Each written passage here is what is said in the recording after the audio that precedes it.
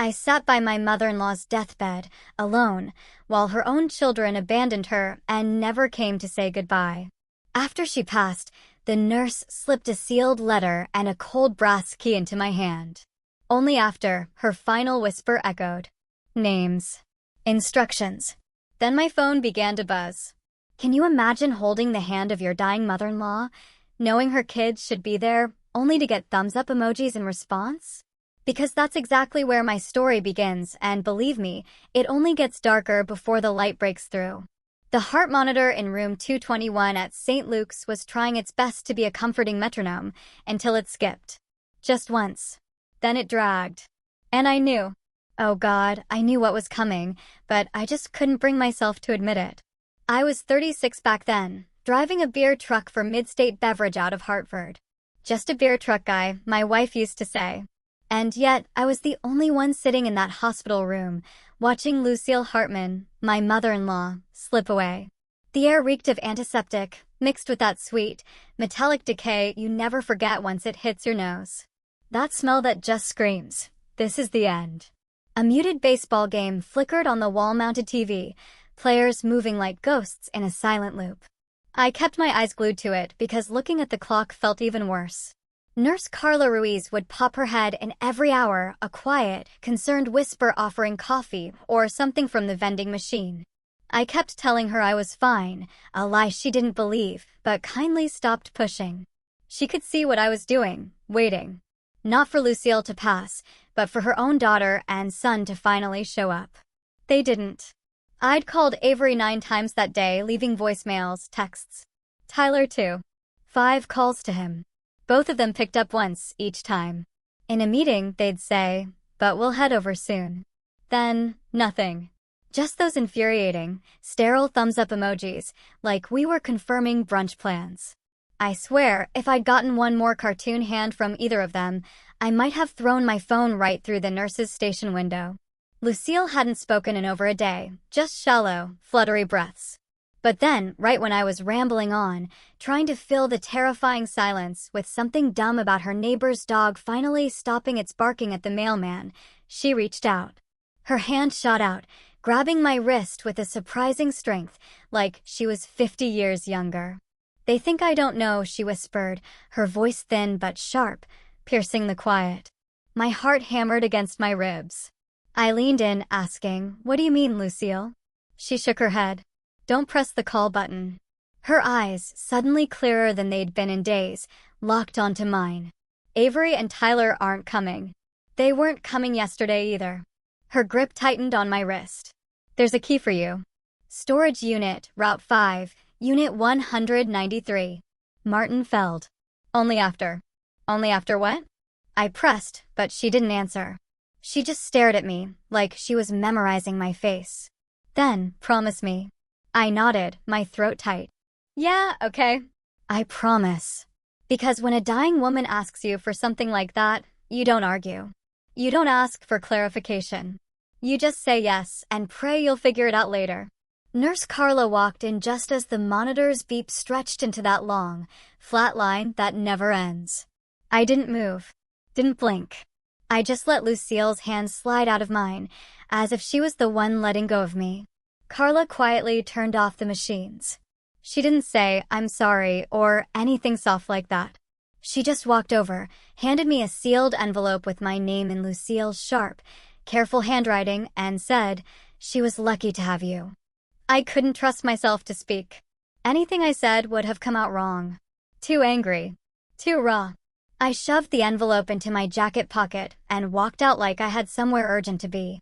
I sat in the parking garage for 10 minutes, my car running, hands gripping the wheel, but not driving anywhere. Lucille was dead. I was the only one who showed up. I wasn't even family by blood. And still, I was the one holding her hand.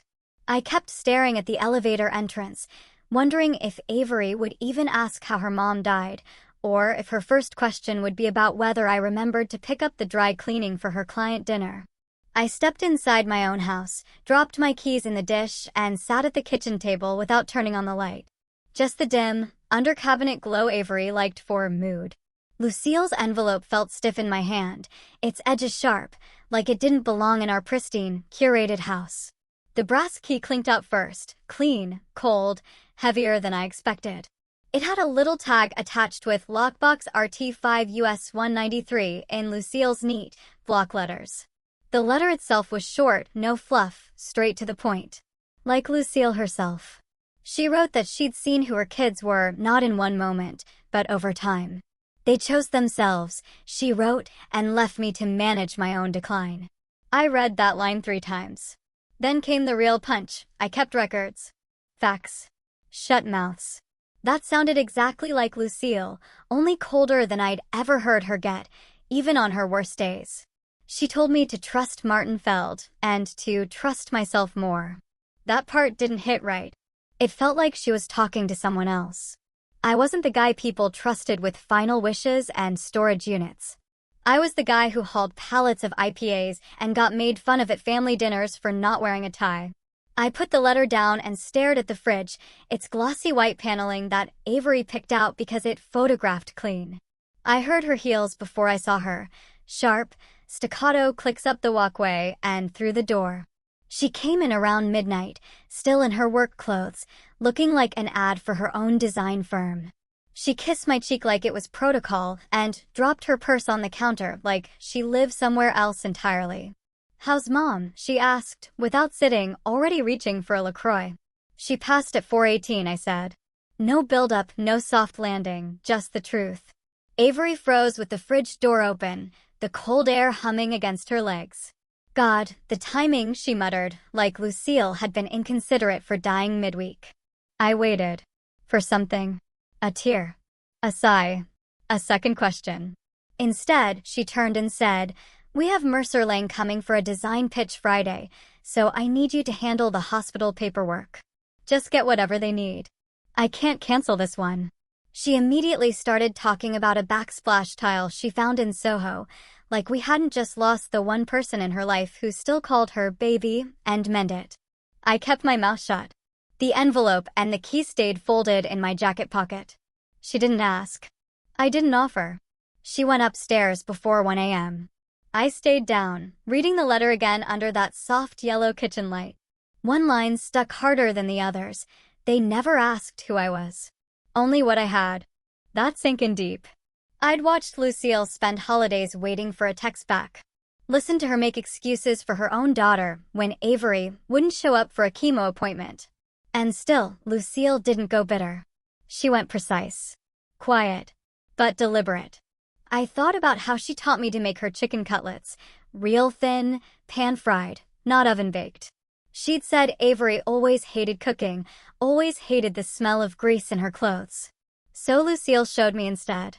She even slipped me $20 for gas the night she taught me, called it a bribe for loyalty, and smiled like I was doing her a favor just by being there. I hadn't thought about that night in years. Now, it wouldn't leave me alone. Avery didn't come back down. I sat in the dark until the ice in my glass melted into nothing, and the room felt colder than it should have. Around 1:30 a.m., I pulled out my phone and texted Tyler, "She's gone." He responded 20 minutes later with one word, brutal, and a skull emoji. I stared at that stupid emoji for a solid minute. That's what his mother's death was to him. Brutal, with a cartoon skull? If I'd had the key in my hand right then, I swear I might have gotten in the car and driven straight to Route 5 just to get out of that house. Instead, I sat there until the ice turned to water, the only sound the fridge compressor kicking on and off. The silence in that kitchen wasn't peaceful. It was the kind that creeps in when you start realizing the people closest to you stopped seeing you a long time ago. The next morning, Avery asked if I could swing by the funeral home after my deliveries, like she was sending me to the dry cleaners. I told her I'd take care of it, and I did. But first, I drove straight to lockbox storage, that brass key in my hand, Lucille's words running laps in my head. I didn't even clock out, just told Manny I was grabbing lunch and got in the truck with that key in my pocket and Lucille's voice sitting on my shoulder. Lockbox storage was right off Route 5, behind a strip mall and a Dunkin'. Easy to miss if you weren't looking for it. But I wasn't guessing. I knew exactly where I was going. Unit 193 was down the third row, a dead end. No cameras I could see. I slid the key in like it was nothing. It turned smooth. The door rattled up with a bang, like a garage on bad springs. It didn't look like storage. No clutter. No stacks of old lamps or busted vacuums. Inside was clean. Too clean. A folding chair, one of those beige metal ones from a church basement. 2 filing cabinets side by side. Everything labeled in Lucille's neat, tight handwriting. I read the labels once. Then again. Banking, medical, Tyler, attorney, and then proof. My stomach twisted. That was the one that did it. Not the names, not the medical stuff. Proof. You don't label a drawer that unless you know someone's going to need it. I opened it first. Right on top was a spreadsheet color-coded.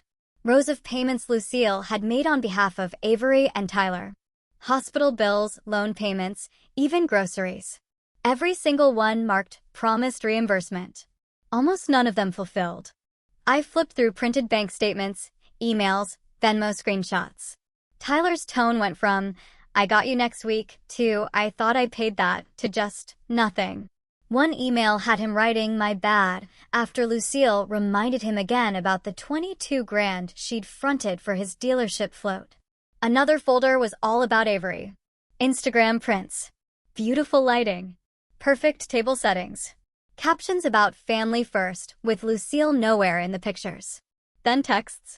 Avery telling Lucille, "Mom, it's just not your scene," when Lucille asked to be included at Thanksgiving. Another read, "I'll try to swing by after the mixer. Can you warm up dinner for me?" Like Lucille was staff. I opened an envelope with a cheap voice recorder inside, pressed play on the first file. And there it was. Avery, clipped and impatient. "You don't have to be dramatic," she snapped. "It's just a ride." Lucille answered, soft, almost embarrassed. "The chemo makes me tired, that's all." "Well, then take an Uber," Avery said. "I'm booked through 6. Lucille's voice dropped to a whisper. "Okay, honey." She sounded like someone used to apologizing for needing anything at all. I sat down on the folding chair, felt it creak under me. My head was buzzing like I'd stuck my finger in an outlet. This wasn't petty stuff. This was deliberate. Sustained. Cold. I wasn't just holding evidence. I was holding a story no one had wanted me to hear. Then I found the legal envelope. Last will revised. Notarized 2 months before Lucille passed. I held my breath reading it. Avery and Tyler each got a keepsake. Nothing big. A cameo brooch for Avery, a box of family photos for Tyler. Lucille wrote that the rest of her money, $62,000 and some change, should go to 3 local charities she supported. Then came the line that made my chest tighten. "The remainder goes to Dorian for reasons known to me and anyone paying attention." There it was. My name. In a legal document. No fine print, no loophole. Just there, like I'd earned it. I didn't feel proud. I felt knocked sideways. Attached to the will was another folder, a property deed for a cottage in Old Saybrook. Address handwritten on a sticky note, 12 Harbor Lane. Go there first. Then Martin. I had never heard Lucille mention a cottage. Not once. 21 years she'd owned it, and I hadn't even known she liked the beach. The last folder was the smallest. A stack of deposit slips for an account in my name, opened 3 years back. Every couple months, a few $100. Looked like birthday cards. Holidays. Over time, it added up. Just shy of 8 grand now. The sticky note on the front said, "For Dorian's backbone." I knew he had one before he did. I leaned forward, hands on my knees, and stared at the floor. Concrete. Cool. A faint oil stain near the door. That was all that kept me grounded. This was not how inheritance worked. Not in the real world. Not for guys like me. Lucille didn't pay me for being good. She documented everything because she knew they'd come for it later, and she wanted someone to be ready. She'd made me her clean exit plan. I put the documents back in order, slid them into my delivery tote, and locked the unit like I was sealing something sacred. I sat in the cab of my truck for a minute, not driving, not calling anyone. I needed to think. Then I opened my Maps app, typed in 12 Harbor Lane, Old Saybrook, and hit directions. Because I wasn't going home yet. The GPS said I'd arrived, but it didn't feel real until I saw the cottage. It was tucked behind tall beach grass and a low, wobbly fence of driftwood someone clearly put there for charm, not security. Flagstones led up to a short porch where a wind chime made from spoons clinked like a laugh Lucille might have let slip when no one was watching. The place wasn't big. One story, gray clapboard, white trim, but it looked solid. Lived in. Not a single formal vibe in sight. I pulled the key from my jacket and slid it into the lock. It turned without a squeak, like it had been waiting for me. The door swung open into air that smelled like lemon oil and salt water. Clean, warm, and real. The kind of smell you only get when someone cares about the space they're in. Inside was like walking into Lucille's memory. Only this one had color. Her paintings were everywhere, framed on the walls, leaning on shelves stacked near the door.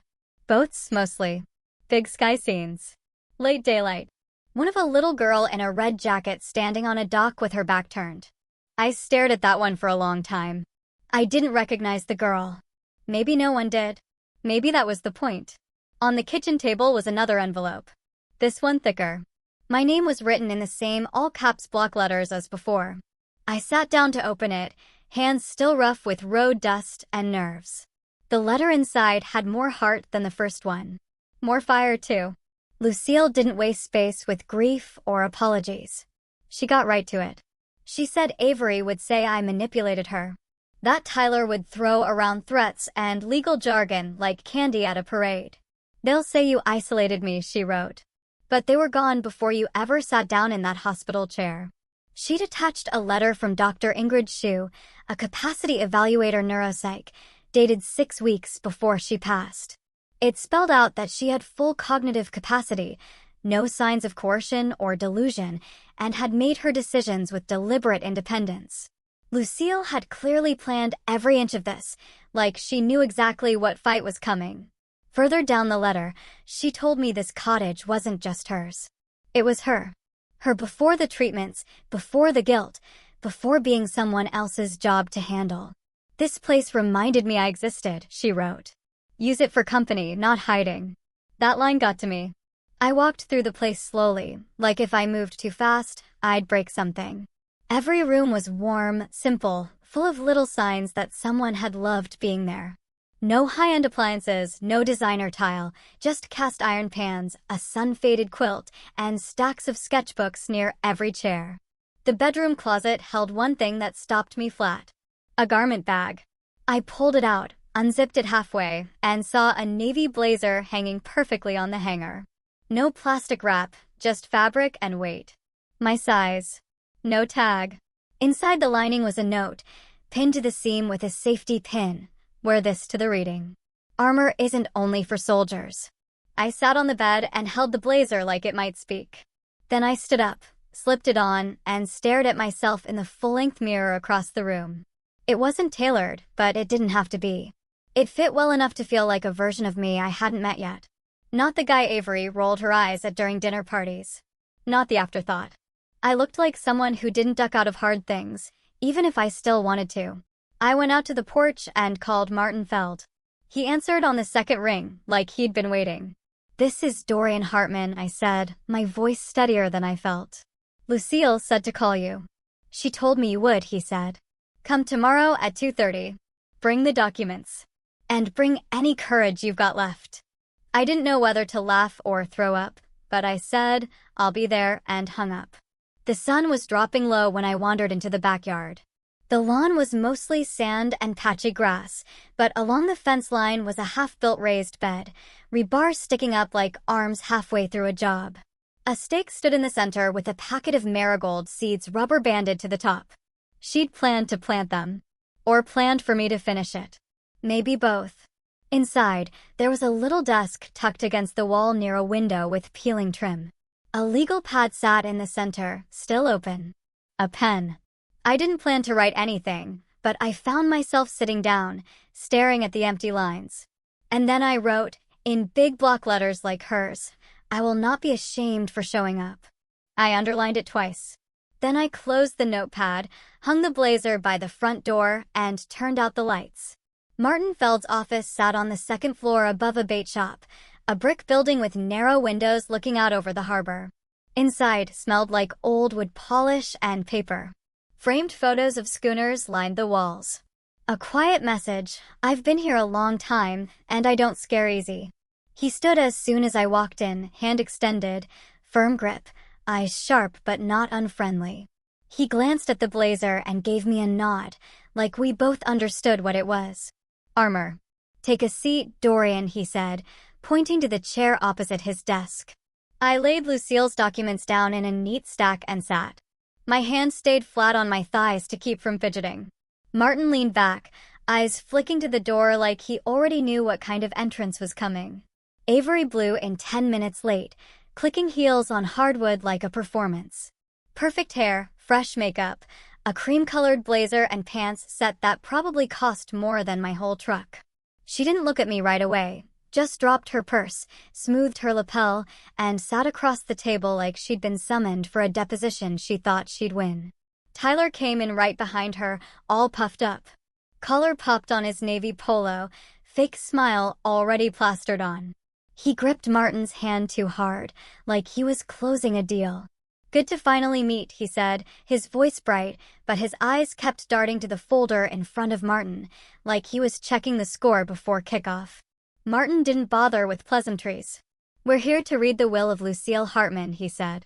"Before we begin, I want to confirm for the record that Dr. Shu's capacity evaluation is entered. Lucille Hartman was of sound mind, fully competent, and acted independently." He slid a folder forward and tapped it once. "Any questions before I start?"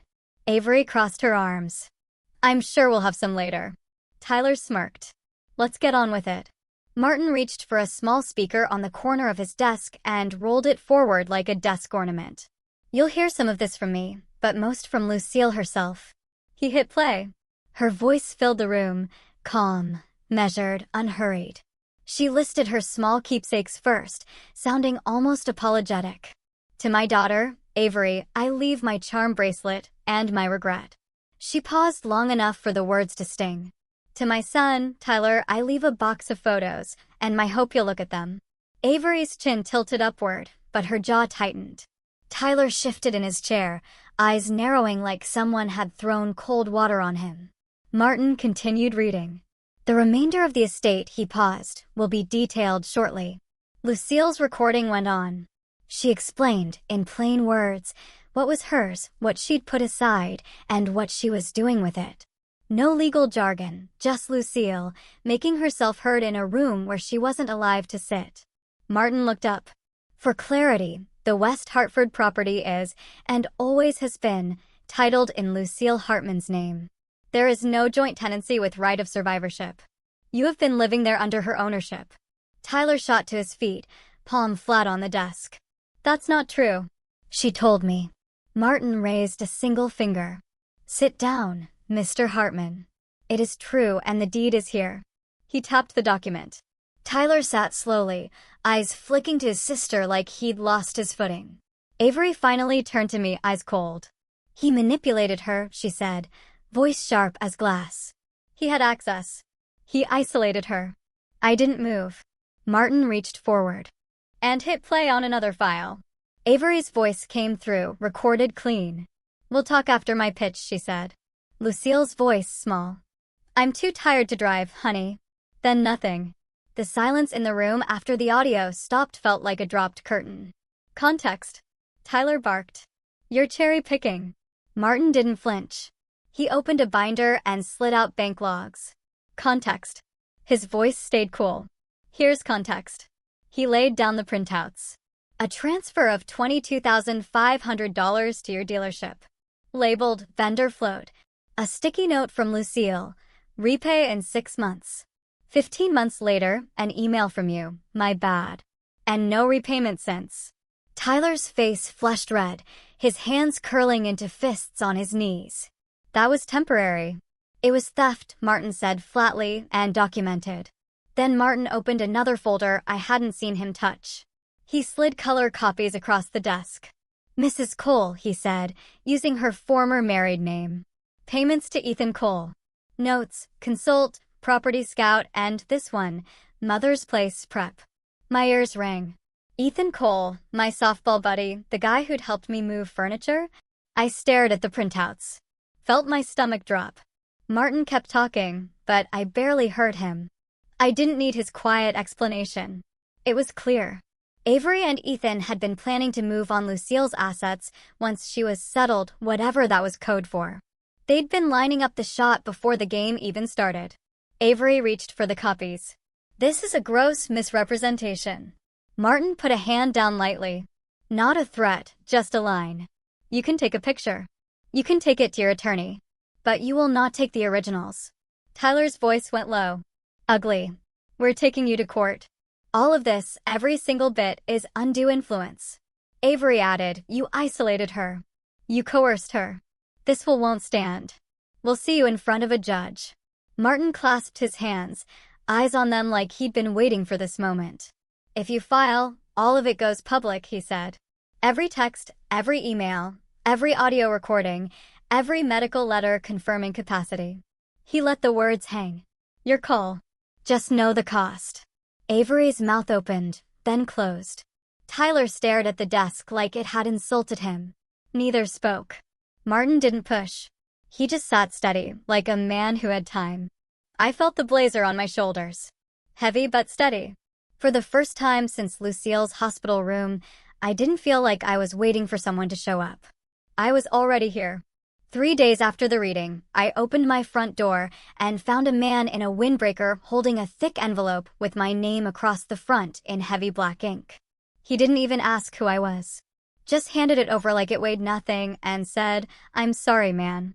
He looked past me, maybe hoping I'd just shut the door and make it easy for both of us. I nodded once. Not your fault, I said, and closed the door behind me. The envelope was warm from the sun.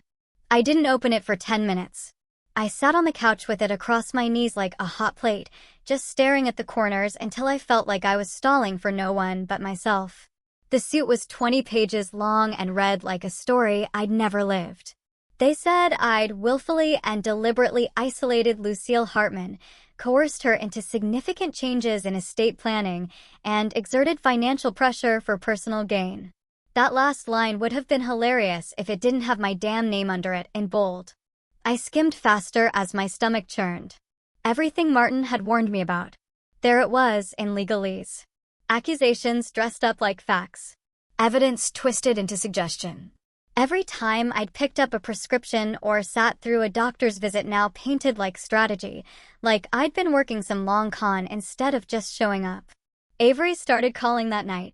Left the first voicemail like we were in a negotiation. Dorian, this is all unnecessary. I think if we can both be reasonable, we can resolve this quietly. The next one came 12 hours later, voice tighter, clipped. I'm trying to keep this civil, but if you force our hand, then you'll regret this. You know you will.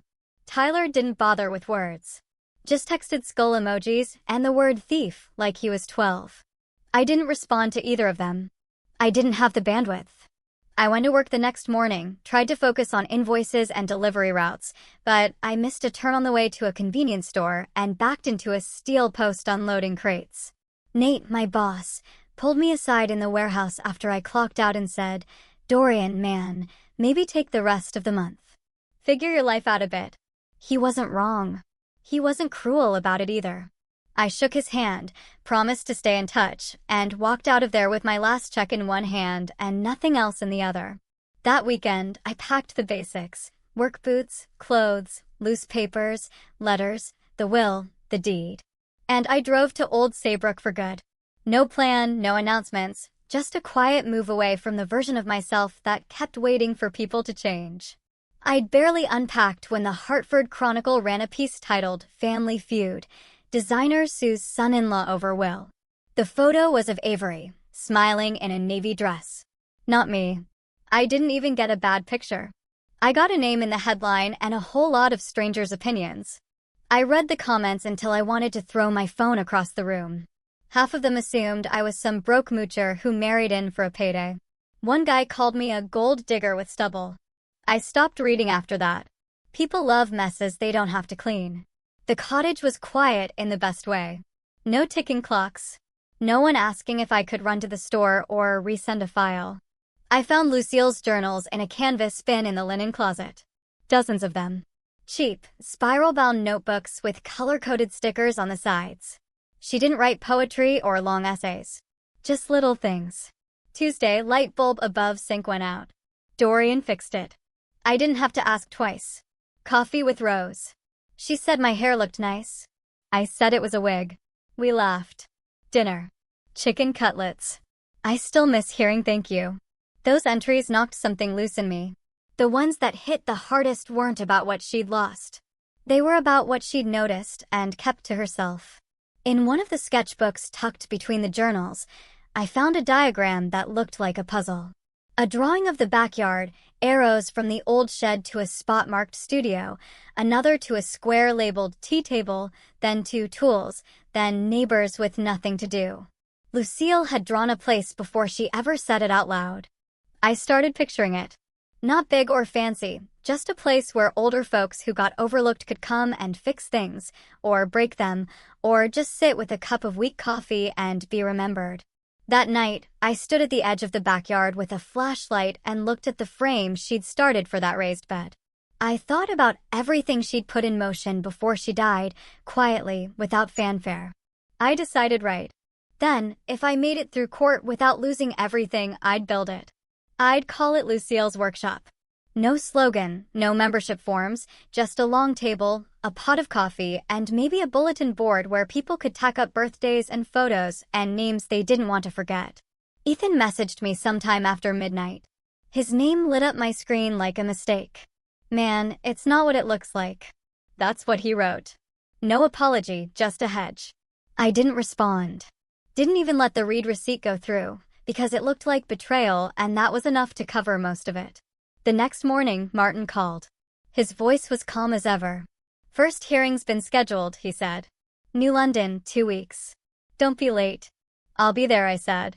You don't have to like this, he added, like he was reading my thoughts. You just have to show up. I didn't tell him I'd already started sketching out lumber dimensions for a long workbench. Didn't mention that I'd printed out a flyer template that just said, Lucille's Workshop. Coffee. Talk. Projects. All are welcome. I just said, yeah, I got it, and hung up. The courthouse in New London looked like a place where bad news got handed out in envelopes. And the hallways smelled like coffee burnt 2 hours ago. I wore the blazer. Not for show, but because Lucille told me to. Armor isn't just for soldiers. I figured if I had to walk into that courtroom with people who thought I was a thief, I might as well look like someone worth listening to. Courtroom 4B was packed tighter than I expected. Reporters in the back row. Some folks from Lucille's old church. A guy from the Chronicle scribbling notes on a legal pad like this was some gripping drama, not the tail end of a woman's life being dragged through paperwork. Judge Alvarez sat up high, silver hair tied back, glasses low on her nose. She had the air of a high school principal who'd sent enough kids home for fighting to spot trouble before it started. Martin leaned over and said, "Don't react unless I say. Just keep your hands on the table and your eyes on me." I nodded once. Avery and Tyler sat across the aisle, both dressed like politicians, dark, polished, rehearsed. Their lawyer, Paula Jean, had the voice of someone used to charging by the hour. She stood right up and started talking like we were all in the wrong room. "Your Honor," she said, "this case is about manipulation, not inheritance. About a vulnerable elder pushed by a man with motive, access, and a lack of oversight." Judge Alvarez raised a brow. "Are you referring to Mr. Hartman?" "Yes, Your Honor." Dorian Hartman, a delivery driver with no legal background, no caregiving credentials, and no familial blood tie to Mrs. Lucille Hartman. Martin didn't move a muscle. Just let her go. Mr. Hartman inserted himself into Lucille's life in her final year. He was present at her death. He took control of her mail, her access, her finances. This will was revised mere weeks before her passing, cutting out her biological children and granting Mr. Hartman, again, a son-in-law, control of her estate. She paused, then added, "There is a clear pattern of isolation and undue influence." Judge Alvarez didn't flinch. "And your proof?" We will demonstrate through messaging records, absence of prior gifts, and the shift in language in Mrs. Hartman's revised will. Martin finally stood. He moved like someone with time. Not slow, just sure. Your Honor, let's begin with Lucille Hartman's medical records. This is a report from Dr. Ingrid Shue, dated 6 weeks before Lucille's passing, confirming full capacity and awareness, signed, witnessed, and notarized. He passed it to the bailiff, who handed it to the judge. She flipped through it without a word. Martin continued, "Next, we have audio recordings, all taken with Lucille's consent. She requested they be made in case this very moment arrived." He clicked a button on the small speaker on the desk. Tyler's voice played loud and clear. "I can't come by, Mom. Jets are on. It's a divisional game. Just rest." "All right." Lucille's voice, barely above a whisper. "Okay, honey." Martin let that hang, then clicked to the next. "Avery, I can't bring you to brunch, Mom. It's not a good look for my clients to see a walker at the table. I'll come by tomorrow." "All right." "Lucille, I understand." "It's okay." It wasn't. Martin laid out the bank records next. Charts, printed checks, highlighted texts. Exhibit C, he said, is a record of a $22,500 loan to Tyler Hartman, labeled vendor float with an expected 6-month repayment. 15 months later, Tyler wrote, and I quote, "My bad. No repayment was made." Tyler leaned toward Paula and whispered something hot and fast. She waved him off. Martin kept going. Exhibit D, Venmo screenshots. Payments from Avery Cole, then Hartman, to Ethan Cole. Notes include Consult, Property Scout, and one that reads, Mother's Place Prep. He looked up. This was while Lucille was still alive, still competent, still asking her daughter for rides to chemotherapy. Paula stood, trying to object. "These screenshots lack context." Judge Alvarez cut her off. "They seem clear enough. Do you have evidence suggesting otherwise?" Paula didn't answer. Martin stepped back to the speaker one more time. Final exhibit. A video recorded in this office. Lucille appeared on the small screen, seated upright, hair covered in a scarf, face pale but eyes sharp.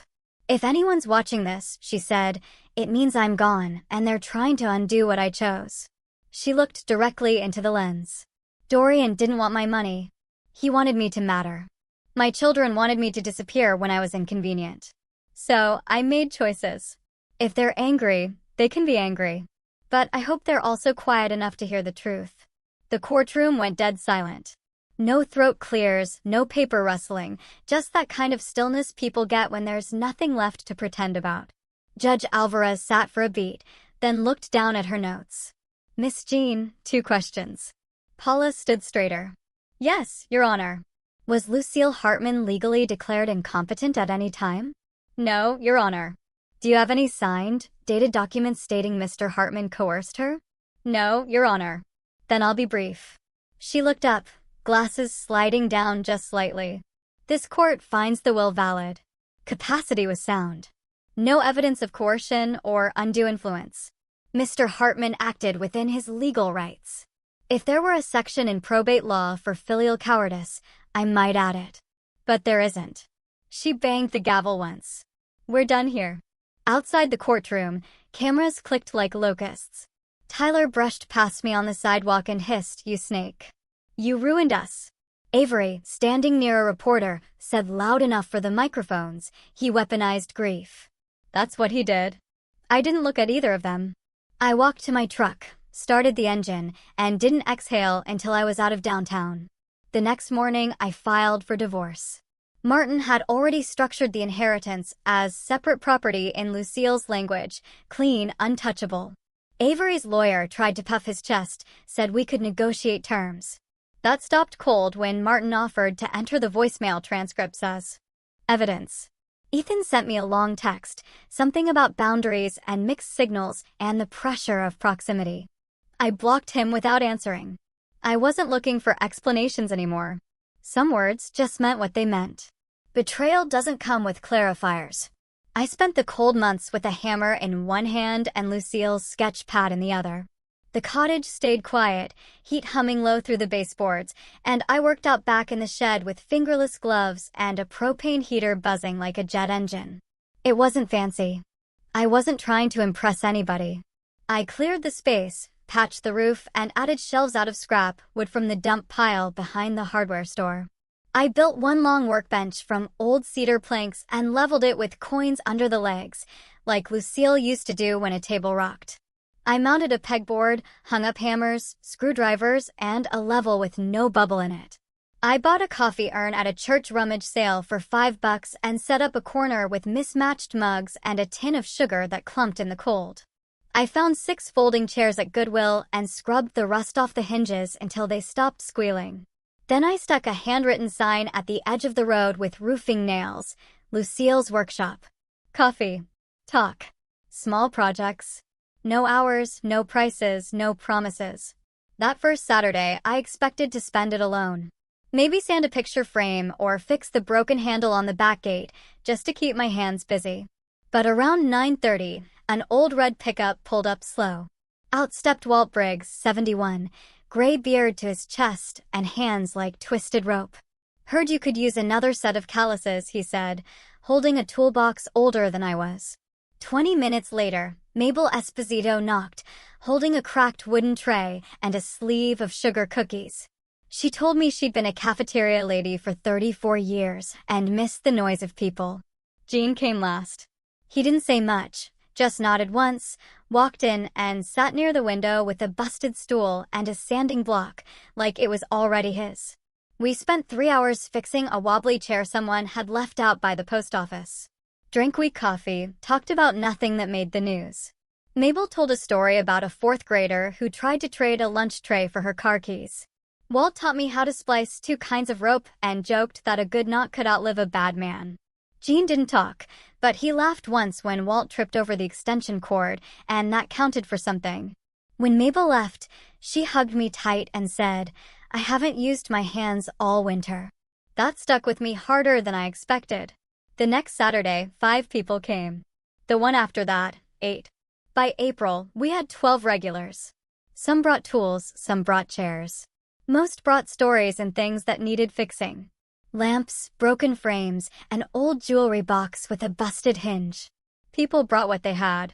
They also brought seed packets, jars of screws, cookie tins full of mystery hardware, things they couldn't throw away, but didn't know what to do with. I kept a notebook under the coffee pot and wrote down lines when I remembered to. Gene sanded a board like it insulted him. Walt taught me a better way to tie off twine. Mabel said her joints hurt less when she laughed. The Hartford Chronicle came back for a follow-up piece. This time, the headline was nicer. A son-in-law builds a place his mother-in-law would have loved. I still cringed reading it, but the article wasn't bad. They quoted Walt saying, "It's not therapy, but it works." Mabel said, "We had the best coffee on the shoreline," which was a flat-out lie, but she said it with a smile. Calls started coming in from other towns. Groton, Killingworth, even one from Providence asking how to start something similar. I didn't have a kit or a process. I just said, start with a table, then listen. One Wednesday afternoon, Avery showed up. She pulled into the gravel like she was late for a Zoom call. Dress pants, tailored coat, hair perfect, heels that didn't belong anywhere near dirt. I met her halfway down the drive. "I came to make amends," she said. "Amends start with truth," I said. "Not photo ops." She looked past me toward the workshop. "I just thought maybe I could be part of the story now." I nodded slowly. "You could have been part of the story a long time ago." She shifted her purse. "That's not fair." I was busy. I had clients. "I was busy too," I said. "I showed up anyway." Her smile faltered. "You're angry." "I'm honest," I said. "Have you paid Lucille's estate back for anything?" Her face stiffened. "That seems punitive." "Then we're done here." She didn't touch a tool, didn't take off her coat, just stood there long enough to realize I wasn't going to soften, then turned and walked back to her car. Her heels were loud on the porch boards as she left. A week later, I got a one-line email from Tyler. "Can we be family again?" I didn't respond.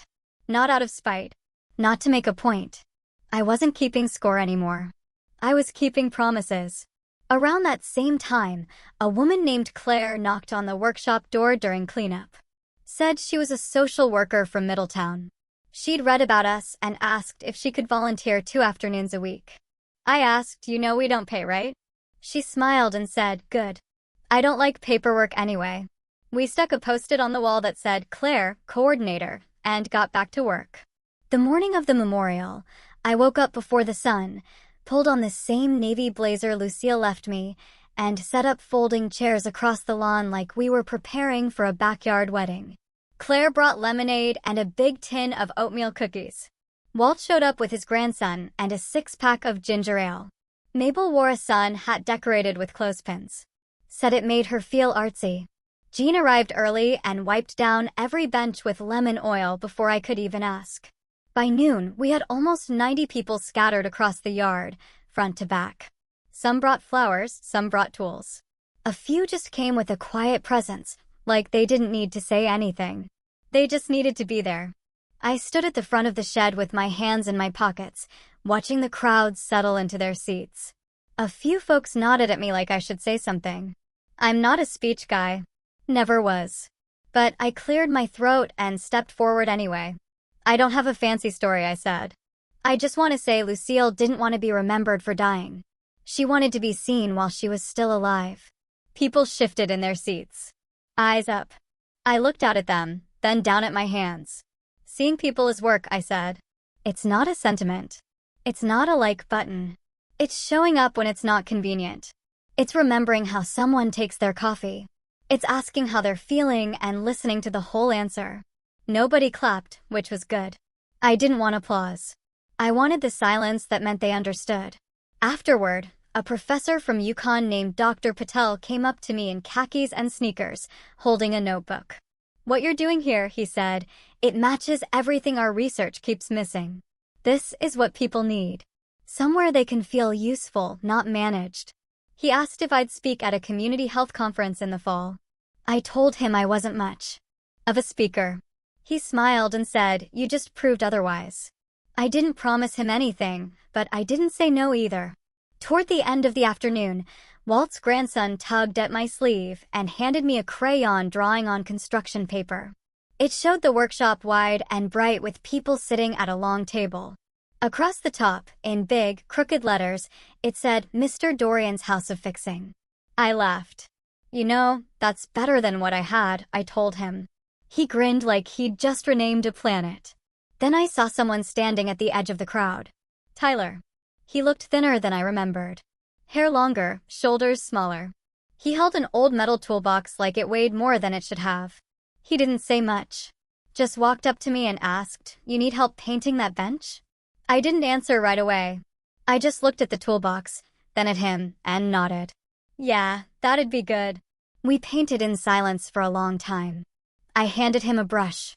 He didn't ask questions, didn't make jokes, just worked. After 2 hours, when the bench was dry and the sun had dipped behind the trees, he pulled a folded cashier's check from his jacket and laid it on the table without looking at me. "I sold the jet skis," he said. "It's not all of it, but it's a start." I didn't say thank you. I didn't shake his hand. I just nodded once and picked up the brush again. That was enough. Avery didn't show. Later that night, I saw she'd sent me an email offering to curate the workshop's aesthetic and elevate its impact through professional branding. I read it twice and still didn't know what half the words meant in this context. I closed it without replying. The workshop didn't need branding. It needed chairs that didn't wobble and people who meant what they said. After the last guests left and the cookie tin was half empty, I sat on the back steps with a cup of lukewarm lemonade, watching the dust roll in. The year had started in a hospital room and ended here, on solid ground, in a place built with hands and old wood and promises kept.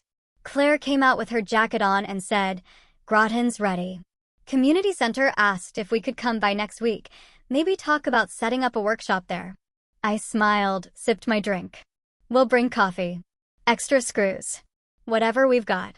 When the yard went quiet, I walked back inside, took Lucille's charm bracelet off the hook by the door, and touched it once. The way you tap a doorbell without thinking. I don't pray much, but I said thanks. 2 summers later, I sat at a folding table in a church basement in Montville, across from 12 people holding clipboards and coffee cups, all nodding like I'd just explained something useful. I'd done this talk 6 times already, but it still felt weird being called a community founder, like I wore a badge or had some kind of certificate. I still felt like the same guy who used to stack kegs at 6 a.m. and thought volunteering meant moving your cousin's couch. "I'm not here to sell you a program," I said. "You need a space, a table, and someone willing to keep showing up. That's it. Everything else you'll figure out." They asked good questions: insurance, code compliance, liability waivers, and I answered best I could. Claire usually handled that part, but she'd thrown her back out moving mulch at the Groton site, so I was flying solo. The foundation we built wasn't fancy. It was a Google Doc, a checking account, and a mission, one workshop in every county that wanted one. No fees, no branding, just sweat, coffee, and someone keeping a notebook so the little victories didn't get swallowed by the bigger world. Dr. Patel helped us with a grant proposal. I kept stopping him every other paragraph to ask, "Can we say that in English?" He laughed the first few times. Then he started writing everything like it was meant for someone who'd never been to a conference, which was the point. We kept Lucille's name on the letterhead. That wasn't negotiable. One night in May, I got a call from a Vermont number. I almost didn't answer. Then I did. It was Ethan. He said he'd moved north, cleaned up, got out of real estate. "I was a mess," he said. "Still kind of am." Then he paused. "I know I don't deserve much, but I want to apologize." No strings, no ask. I just wanted to say it. I waited a second, then said, "I believe actions, not speeches." He didn't argue. A week later, the foundation got a donation, $500, from a name I knew. No note. I let it sit on the kitchen table for a day. Then I deposited it and used the money to buy a secondhand planer and a better coffee maker. People noticed the coffee first, then they noticed the planer. Tyler never said sorry, not directly, but he kept showing up. Saturdays mostly. He'd bring donuts, hand out sandpaper, remind folks to double-check their cuts. One time he fixed a drawer for a woman who lived 2 towns over, and she told him, "You've got your mother's smile." He didn't answer, just nodded and wiped his hands on his jeans. That was as close to growth as some men ever get. It counted. Avery sent a letter. 5 pages, front and back, handwritten. She blamed the market, their upbringing, the expectations of their social circles. It read like a weather report that forgot to mention the storm she made. I didn't reply. Some doors are better closed and sealed with nails. The day we opened our 4th partner site in New Canaan, a woman in her 80s handed me a photo, Lucille sitting on a folding chair at a church picnic in 2002, holding a styrofoam plate and smiling like someone had just told her a secret. "She held my hand when my husband died," the woman said. I never forgot that. I took the photo and taped it to the side of the register. It stayed there. People sometimes ask me what justice looks like. I tell them it's not headlines or judgments or payback. It's this: a place where folks show up and leave better than they arrived. And the ones who tried to make you small, they have to live with the fact that you built anyway. At the end of the day, when I lock up, I touch the charm bracelet hanging by the door and the sleeve of the blazer next to it. And every time I hear Lucille's voice again, armor isn't only for soldiers. She was right. I didn't win money. I won my life back. What would you have done in my place? Have you ever had to choose between staying silent or speaking your truth, no matter the cost? Tell me what you think. I really want to know.